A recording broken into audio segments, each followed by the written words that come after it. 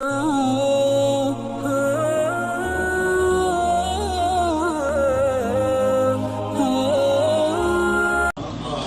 3 بار خود میرا اتفاق ہوا کہ میں نے جناتوں کی مجلس پڑھی۔ عجیب بات یہ ہے کہ جب وہاں پہنچو تو یہ احساس نہیں ہوتا کہ ہم کہاں ہیں، تاکہ تجسس نہ ہو۔ وہ سوچنے نہیں دیتے کہ ان کا راز کوئی معلوم کرے۔ ہاں یہ ضرور ہے کہ جب بھی میں نے پڑھی مجلس تو آوازیں تو میں نے سنی، چہرے نہیں دیکھے، لیکن جو مجھے لینے آئے وہ جنات انسانوں کی شکل میں آئے، اور 6 مہینے پہلے انہوں نے مجھ سے مجلس کا وعدہ لیا۔ اور مجلس کا وعدہ صرف اس وجہ سے لیا کہ میں عرصہ دراز سے، آج سے 30 برس پہلے سے جناتوں کی ایک مجلس پڑھتا ہوں۔ ان کو وہ مجلس بہت پسند ہے، تو اسی کی فرمائش کی کہ ہمارے امام باڑے میں آ کے آپ وہی والی مجلس پڑھ دیجئے۔ یہ وعدہ انہوں نے 6 مہینے پہلے لیا۔ اب میں چلا جناب، وہ لینے آ گئے اپنی تاریخ پر۔ پہنچا اس جگہ سے تو 12 گزرے تھے، لیکن وہاں سے جو نیا راستہ شروع ہوا وہ تو ہم جانتے ہی نہیں تھے کہ یہ کہاں سے آ گیا۔ اور پھر ایک ایسی جگہ انہوں نے سواری روکی کہ وہ دروازہ ہم نے پورے کراچی میں نہیں دیکھا تھا، سفید رنگ کا بڑا دروازہ۔ اس کے اندر لے گئے، بہت بڑا صحن، چاندنی کھلی ہوئی۔ اب وہ 2 جن میرے ساتھ جو لینے آئے تھے سفید کپڑوں میں، انہوں نے لے جا کے امام باڑے میں مجھے بٹھا دیا۔ میرے ساتھ 2 آدمی اور بھی تھے، وہ موجود ہیں میرے گواہ۔ وہاں بیٹھ گئے، سناٹا اور لائٹ کا نام و نشان نہیں، روشنی نہیں۔ اب اندھیرے میں سائے نظر آ رہے ہیں، اور میں کہہ رہا ہوں بھائی مجلس کب شروع ہوگی؟ کہنے لوگ آ گئے، بس اب شروع ہونے والے۔ میں نے کہا لوگ تو کوئی نہیں دکھائی دے رہا، اب اندھیرے میں بھی آنکھیں پاڑ کہ نہیں آپ پریشان نہ ہو، لوگ آ گئے ہیں، مجلس شروع ہونا۔ اتنی دیر میں سوسخانی شروع ہو گئی۔ تب محسوس ہوا کہ گریا کی آوازیں آ رہی ہیں، یعنی یہ سب بھرا ہوا ہے، پورا امام باڑہ بھرا ہوا ہے، اتنی آوازیں آ رہی ہیں۔ پھر میں ممبر پہ گیا، میں نے مجلس پڑھی۔ فرمائش تھی ان کی کہ جناب سکینہ کی شہادت پڑھیے گا اور جعفر جن کی مجلس پڑھیے گا۔ خیر جب میں نے شہادت پڑھی تو اتنی دیر میں تابوت برآمد ہوا۔ اب جب میں ممبر سے اترا تو میں نے دیکھا سفید پھولوں سے سجا تابوت شہزادی کا صحن میں آیا، لیکن کوئی اٹھانے والا مجھے نظر نہیں آیا، بس وہ ہوا پہ رما نظر آیا۔ مجلس ہو گئی، انہوں نے مجھے تبرک دیا۔ 8 دن تک تو وہ تبرک ختم نہیں ہوا، بلکہ کئی گھروں میں بانٹا گیا۔ اس طرح رابطہ رہا۔ پھر لاہور میں 2 جن ایک امام باڑے میں آ گئے تھے، اور انہوں نے علم کے نیچے اپنا مسکن بنایا، موج دریا روڈ پر خیمہ سادات میں۔ یہ قاسم یہاں موجود ہیں، آپ کو بتائیں گے، یہ شریک ہوئے ان مجالس میں۔ 20 محرم کو یہ جنوں کی فرمائش کی مجلس میں لاہور میں عرصہ دراز تک پڑھتا رہا خیمہ سادات میں۔ اور وہاں جو دونوں جن رہتے ہیں ان کے نام بھی مجھے معلوم ہے، اور میں نے ممبر سے بتا دیے تھے۔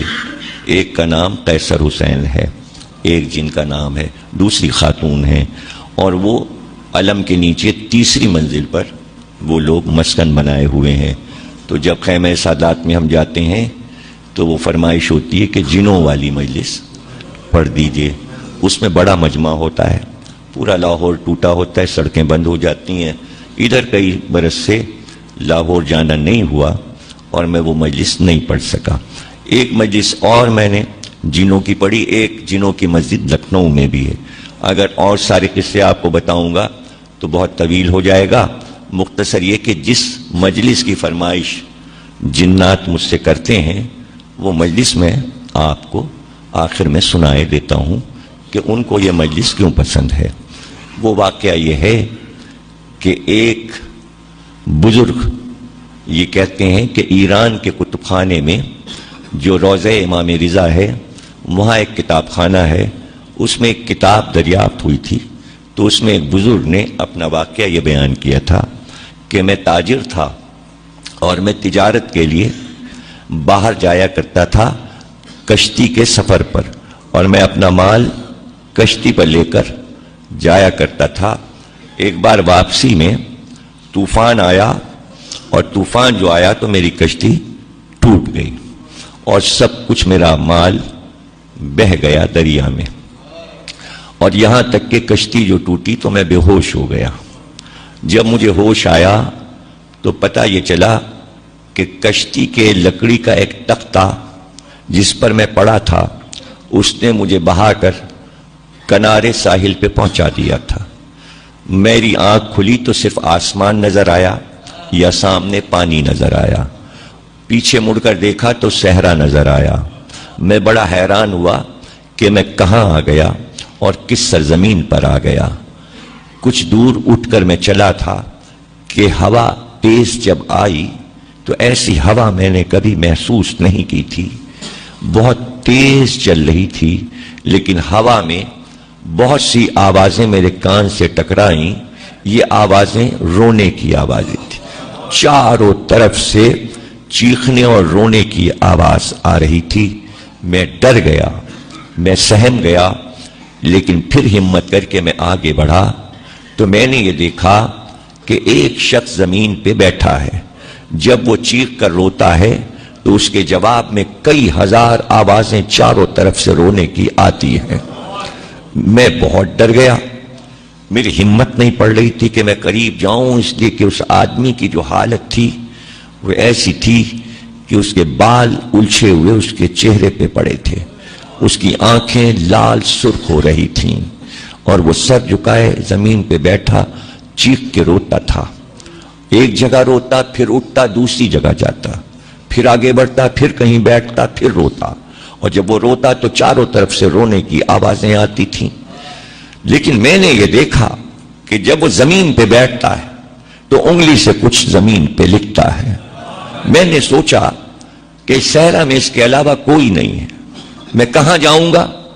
کوئی راستہ بھی نہیں نظر آ رہا. تو میرے دل نے کہا کہ پشت پر پیچھے سے جا کر میں یہ دیکھوں کہ یہ زمین پہ لکھتا کیا ہے.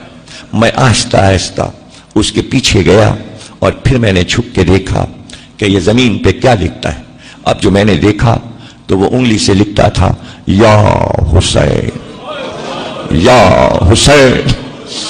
جب میں نے حسین کا نام لکھا دیکھا تو بڑی میری ڈھارس ہوئی. پھر میرا ڈر ختم ہو گیا کہ اب اس سے ڈرنا نہیں چاہیے, بلکہ یہ حسین کا کوئی چاہنے والا لگتا ہے, یہ مجھے اذیت نہیں پہنچائے گا. اس لیے میں گھوم کر اس کے چہرے کے سامنے آیا. میں نے سلام کیا. میں نے سلام کیا تو اس نے چہرہ اٹھایا. اس نے حیرت سے مجھ کو دیکھا. میں نے اس سے سوال کیا تم کون ہو؟ تو اس نے فوراً کہا کہ تم مجھ سے پوچھو کہ میں کون ہوں, تم بتاؤ کہ تم کون ہو اور تم یہاں کیسے پہنچے. تو فوراً میں نے کہا کہ میں تجارت کرتا تھا, میری کشتی طوفان کی نظر ہو گئی, کشتی ٹوٹ گئی, لکڑی کے تختے نے مجھے یہاں تک پہنچایا. مجھے اب نہیں نظر آتا کہ میں اپنی منزل پہ پہنچوں گا, لیکن اس صحرا میں میں نے تمہیں دیکھا. میں نے اپنا حال تمہیں بتا دیا کہ میں مسافر ہوں اور پریشان ہوں. اب تم بتاؤ کہ تم کون ہو. میں تمہارا نام اس لیے پوچھنا چاہتا ہوں کہ تم میرے مولا کا نام یہاں پر کیوں لکھ رہے ہو؟ میں نے اس سے کہا اس نام کی قسم مجھے بتاؤ تم کون ہو. تو اس نے کہا مجھے حیرت ہے کہ تم یہاں تک کیسے پہنچے, اس لیے کہ یہ صحرا ملک عدم کا کنارہ ہے. یہ دنیا کا وہ حصہ ہے جہاں آدم ذات نہیں پہنچ سکتا. تمہیں کسی طاقت نے یہاں پہنچایا ہے اور تم اس نام کے بارے میں پوچھتے ہو. یہ میرا آقا ہے, میں اس کا غلام ہوں. کہا تم کون ہو؟ تو اس نے سر جھکا کر کہا میں زعفر جن ہوں, میں جنوں کا بادشاہ ہوں.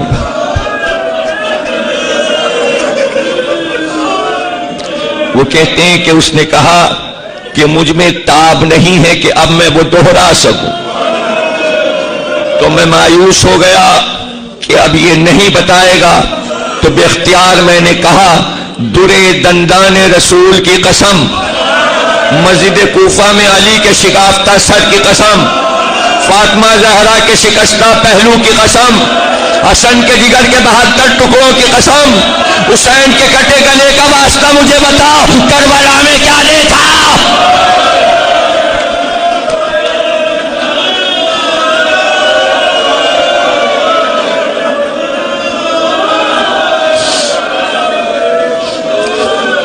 دیکھ کر رونے لگا ظافر دن۔ جب ہوش آیا اس نے کہا تم نے اتنی قسمیں دی ہیں تو سنو، میرے تاج پوشی کا جشن ہوتا تھا میرے دربار میں، تمام جنات میرے دربار میں حاضر ہوا کرتے تھے۔ جب سے مولا علی نے میرے سر پر تاج رکھا تھا میں ولایت علی کی یاد میں جشن مناتا تھا کہ آج کا وہ دن ہے کہ جناتوں کی حکومت مولا علی نے مجھ کو عطا کی، اس لیے میرے دربار میں سارے سردار اجنہ جمع ہو جاتے تھے اور خوشی کا اظہار ہوتا تھا، اور اس وقت دوبارہ میرے سر پہ تاج رکھا جاتا تھا اور میں تخت پہ بیٹھتا تھا۔ اچانک جشن ہو رہا تھا کہ دو جنات میرے ساتھی میرے دربار میں روتے ہوئے داخل ہوئے۔ میں نے کہا آج خوشی کا موقع ہے، تم رو کیوں رہے ہو؟ تو انہوں نے کہا ابھی میں نجف سے زیارت کر کے جو نکلا کہ تیرے دربار میں حاضر ہو تو میرا رخ کربلا کی طرف ہو گیا۔ جب میں کربلا سے چلا تو عجیب منظر دیکھا، اے امیر یہ تخت و تاج جس کے صدقے میں ملا ہے، صبح سے اب تک حسین لڑائیوں پہ لڑائیاں لڑ چکے، کتنے لاشیں اٹھا چکے، ارے کچھ پتا ہے فاطمہ زہرا کا باپ کربلا میں تاراج ہو رہا، رسول کا گھر لٹ رہا۔ ظافر کہتا ہے یہ سننا تھا کہ میں نے تاج اپنے سر سے پھینک دیا، میں نے نالین پیروں سے اتار دی اور میں نے ان سے کہا مجھے لے کے چلو، کہاں میرا آقا حسین ہے؟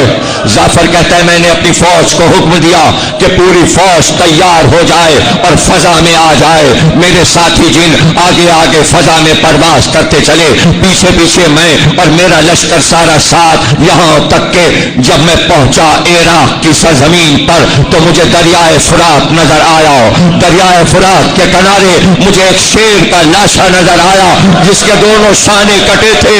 میں نے اپنے ساتھیوں سے پوچھا یہ کس کا لاشا ہے؟ اس کا چہرہ تو علی جیسا ہے۔ تو میرے ساتھیوں نے کہا یہ حسین کا علمدار عباس مارا گیا ابھی ابھی۔